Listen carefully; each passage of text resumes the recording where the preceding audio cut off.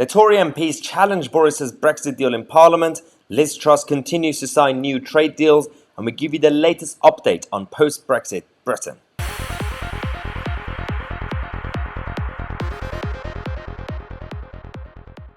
Hello everyone and welcome to today's show. We have some update on the vote on the Brexit trade deal with the European Union because Conservative MPs are kicking off. Now, before we start the video, I've seen a lot of comments about these random dots on my shirt on the screen. People think it's actually the lens that's not clean. It's the reflection from the Christmas tree. It's the light. So only give it a few days, I'll get rid of the tree and everything will be normal again. So we're going to talk about the Brexit trade deal, the vote on it, and some details about what the process is going to be like, and answer some questions we received from the members of the channel. Because the European Research Group, the ERG Tory MPs, are kicking off. According to the Times, senior MPs, including David Davis, are leading this movement against the proposed Brexit vote in Parliament because there's not enough time. So the government want to go through the whole process in one day. Now, this deal has over 1,000 pages, I think 1,200-ish pages. And yeah, I spent the last couple of days also not sleeping. You can see the bags under my eye, trying to read that. You can't scrutinize the whole thing and fully vote on it. So what they're proposing is something of a bit of a compromise to challenge Boris Johnson. Now, the idea is that these senior MPs are saying that we should allocate more time for Parliament to scrutinize the content of the agreement in early January after they give it their provisional approval next week. Now, the idea is that the European Union, even the European Union, are giving their fake Parliament a chance in January to properly debate and vote. Now, this is a good idea. So the MPs want to have a vote in January. Now, this doesn't mean that we have to extend the transition period. There's a difference between the withdrawal agreement as a treaty, because that was a divorce aspect. Once you sign it, you've already signed it, that's it, and you're stuck in it. Now, this trade deal, like any other trade deal, up to a point, it's not permanent. Now, depending on who's in government and, after a few years or whatever you want to do, you can't even scrap it. Or you could change the relationship. You could call Brussels and say, okay, come back, we need to have a chat about this aspect or that aspect. Even with fisheries, we have a 5-year transition period, but in reality, there's also a 9-month clause. Well, it's a 9-month notice period that you can end that relationship as well. So it's not as bad as people think. Now, David Davis is leading this call, saying that the one-day debate is too short. Even Andrew Bridgen, another member of the ERG, has said that, fine, we could do the provisional approval next week, but we need an actual parliamentary scrutiny in the new year. Tousi Villas, also former Environment Secretary, who's also a top Brexiteer, said that she does welcome more time to scrutinize the legislation in the new year. So this is all good. Now, the process is going to be, you're going to have everything in one day. Now, House of Commons, next Wednesday, well, this Wednesday actually, are going to sit from 9:30 a.m. to about 2:30 p.m. To vote on the actual motion. A lot of them will be doing it remotely on Zoom. And then the second reading on the actual bill and the committee stage will follow the third reading, and it goes to the House of Lords from 3 p.m. onwards, and second reading, committee stage, third reading, and then we'll get the royal assent. I've never seen anything like this before in my life. So on the plus side, there is, as I said, there is an opportunity to fully scrutinize this. Now, Boris Johnson has been challenged to give this, and I think he's going to have to cave in because he's got nothing to lose. There's no problem. You should just say yes to it. And considering even Ursula von der Leyen is doing it with her European Parliament, then we should be able to do that too. And there are a number of issues. I'm going to talk about what's going to happen exactly. So a lot of people have had questions about the future of this relationship, the European Court of Justice's role, and everything else, and fisheries. I'll get to that, but let's talk about some good news. Liz Truss continues to be the best Secretary of State that we have, the best cabinet member. She's just signed a new trade deal to continue the relationship that we have with Turkey. This covers about £18.6 billion. This is again another relationship that was already part of, because Turkey was part of the customs union, the European Union, and the Europhiles and the Remainers kept telling us that all these trade deals, existing arrangements that the EU have with all these countries, UK can't just agree to continue with that. You can't just copy and paste the paperwork, but we did, and we continue to do it. So this is going to be huge, this relationship with Turkey as well. And she's been absolutely amazing, Liz Truss, and up to a point where at this point I do think she is a massive contender for the next leadership, the Tory party. She's now going to be negotiating over £800 billion trade deal with the European Union, Japan, and Canada. Completely finalised the whole thing, and she's also working on the relationship between the US, New Zealand, Australia, and her next step is to focus on Kanzuk. We've talked about Kanzuk a lot on this channel, and for those of you who don't know, this will make our relationship with Canada, New Zealand, and Australia, all these countries that were part of the Commonwealth, a lot stronger. Now, in terms of what's happening, we received a lot of questions from the members. I'm going to go to a few of them. John says that if we come up against a tariff dispute down the road, who exactly will be the arbitrator? So in terms of who's going to be the judge, a referee. So primarily speaking, just like any other deal that we have with Japan and Australia and all the other countries, this was negotiated under the World Trade Organization terms. So the WTO will always be the main judge. Now the European Union, from their side, they will use the European Court of Justice, and we'll use our own courts. But the people who think that the European Court of Justice will be involved, that's not true. That's just not legally true according to the actual deal itself. It's written text. It's not going to happen. It really depends. A lot of people, I've seen articles around people reading the deal, not actually understanding the basic text of it and thinking, oh God, this isn't that's not right, or the European Court of Justice are coming to your bedroom. No, everybody calm down. William says, does the Brexit deal have a negative effect on the 60 trade agreements that's already signed? So this goes back to the fundamental of it. Now, I'm a WTO Brexiteer, or I was. It's over now. I was a WTO Brexiteer because I was skeptical. Even this deal, I have my concerns. It's not perfect, but nothing is going to be perfect anyway. That I am happy generally with the majority of aspects of this. Some stuff, including fisheries, I was quite concerned until I found out the loopholes and everything else. That's not too bad either. I'm going to explain. This is the best part. I was just really worried about our sovereignty, because if we had gone with the EU's level playing field idea, that we have to follow the rules up to a point where even if we negotiate with a random country, then you have to tell them to follow EU rules. Luckily, that hasn't happened, so it's not going to affect our sovereignty, our independence. So we could sign all these trade deals. Now it's been, I think, 62 trade deals that Liz Truss has signed. Not going to affect them, so that's perfect. Tim says, hi Maya, it is rumoured that Richard Tice is about to throw his hat into the ring for London Mayor. What do you think its chances are? And will you be standing against him, Mayor Maya? Stop bringing this back. Mayor Maya is back. Yes, Mayor Maya. Now, no, I don't know about Richard. I haven't spoken to him or his side in a while, so I'm not really sure what the plan is. I'm pretty sure that the new party, I think it's called Reform UK, the Nigel Farage's party, would have a candidate, but to be honest, none of these candidates will have a chance. We have so many right-wing candidates now, a lot of independent ones. We've got the Heritage Party with David Curtin. We have, I'm guessing, Lawrence Fox's party will have a candidate. Not going to happen. That's not how the London elections work. And one, you have the splitting vote situation, but it's not even proper. You can't really split the votes as opposed to, compared to like the system of FDP, first past the post, because it's different. But again, that's not how a London election works. Sadiq Khan is going to be winning, and not because I'm a pessimist, just because of the way the game is working. And the only chance that we had was to have a good Tory candidate, and the Tory party has been absolutely terrible in London, and Sean Bailey, absolutely useless. So Richard Tice, if he runs, best of luck, but it's going to be very, very difficult. Now, next question. Are you happy with the deal? What I can understand is the ECJ is still there. So yeah, I've already addressed this issue. I'm okay with the deal. It's a compromise, but that's just how life works. And I'm not too unhappy because, as I said earlier, this is a sort of treaty.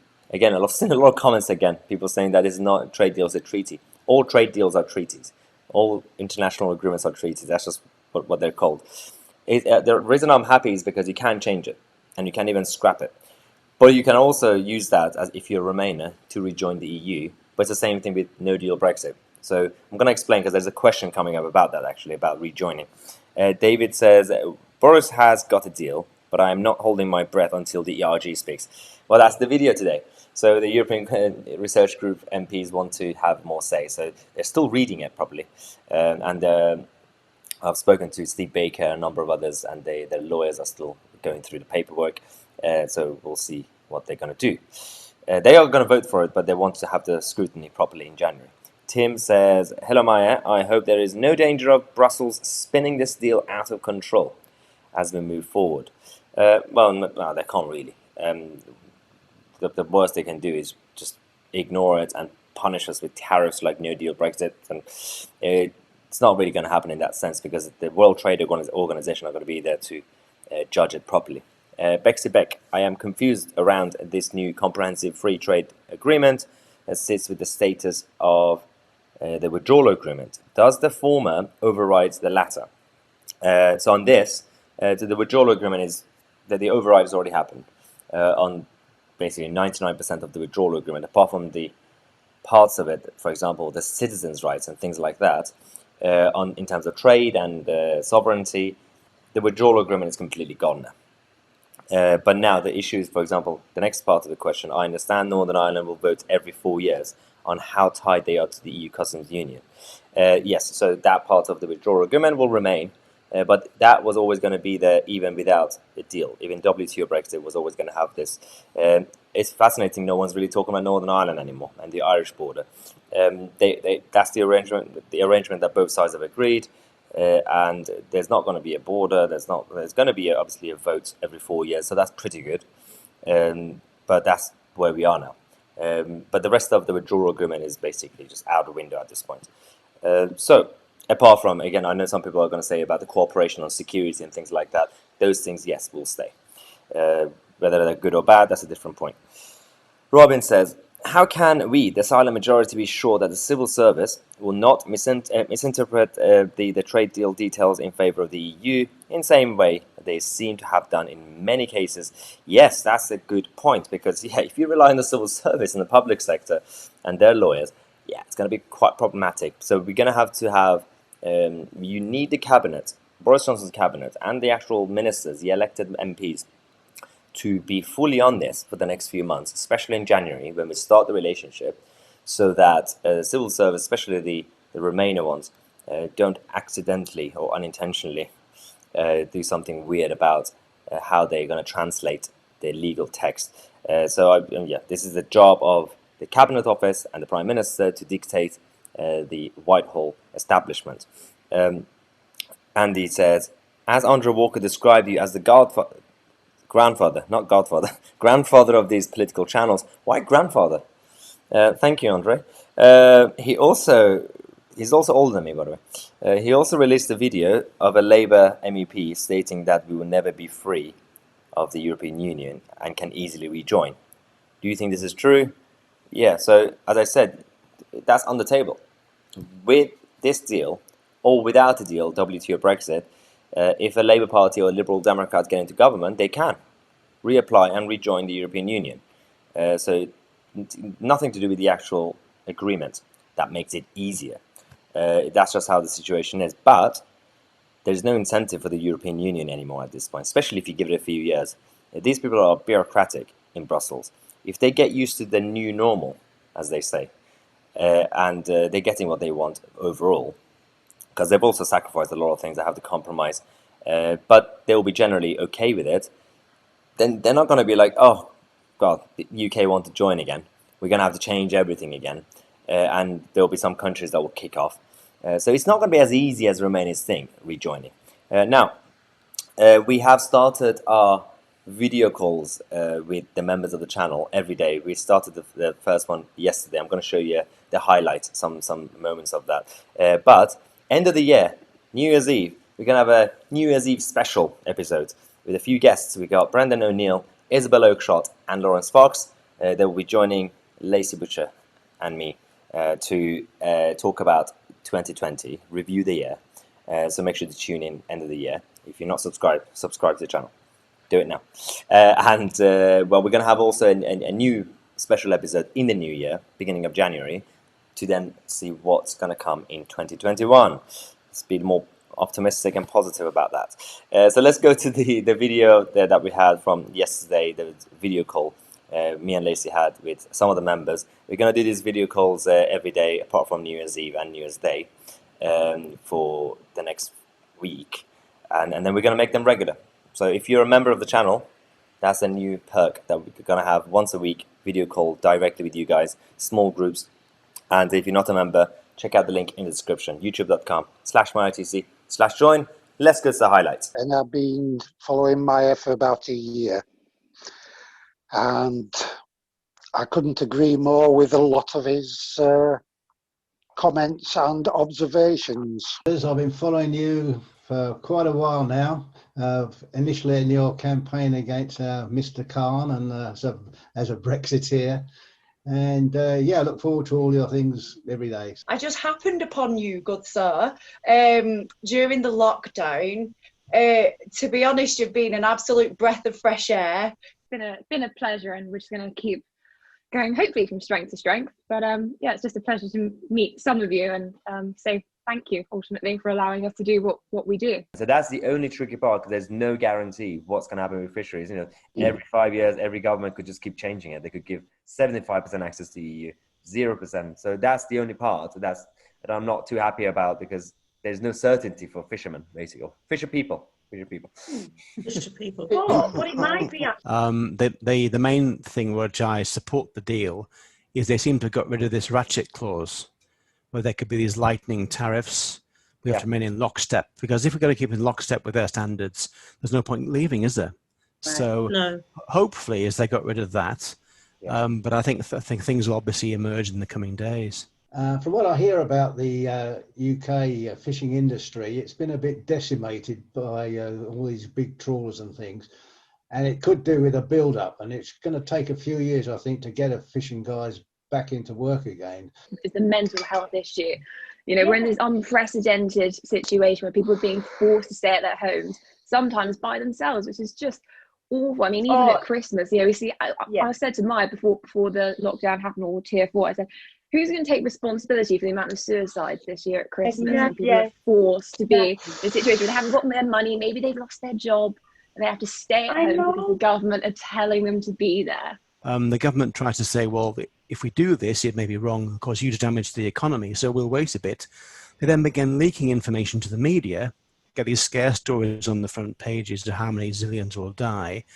Then, of course, the government's forced to roll over because they're scared. Well, what if the scientists are right? What if they turn out to be right? The NHS, we used to have pictures on the TV like we had earlier this year in Italy. And what has happened to our wonderful Nightingale Hospital in London, Maya? It's never been spoken about again. They said they don't have the workforce to actually use the actual facility, so it's pointless. It's not only that, apparently, from what I've heard, they've completely disbanded it. It reminds me, I don't know how many of you seen Yes Minister back in the 70s and 80s. There was an episode where that was brilliant. He visits the hospital, and the hospital is empty. They have no patients, but it's so clean, and the staff are there that they're paying the staff. They're not doing anything. They're like, this is one of the best rating hospitals. And they're like, well, there are no patients. But I think the year that we've just had has just shocked the country, and you know, there have been some fatal errors, especially by the Conservative government. But being slightly more optimistic, I'm so glad it wasn't Jeremy Corbyn and Diane Abbott at the helm of this Titanic disaster. Yeah, no, there's only up from here. So no, I'm very optimistic for the new year in all aspects, be it, you know, Brexit and just moving on with COVID and the rest of it. There are some good things that was coming out, but you know, stay positive, and we're going to do it. And we've just taken back control, so let's do that. Now, thanks again to everyone, not just for tonight, but all the support that you've given us, especially last year, like on this channel, and since March and the lockdown, because otherwise it would have just been me at the time on my own in that flat, and I had you guys, and then Lacey joined, and everything's much better now, and we're making YouTube great again. Now I'm gonna I'm gonna take a photo, a screenshot, so everyone smile and oh no! Pressure, guys, pressure. Ready? 3, 2, 1. One more. Thank you. Thank you.